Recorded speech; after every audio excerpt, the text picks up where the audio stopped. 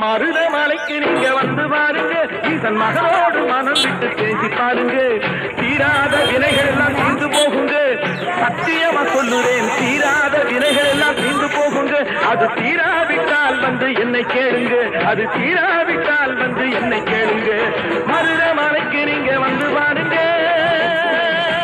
மருதமலை முருகனுக்கு நம்ம ஆண்டவனுக்கு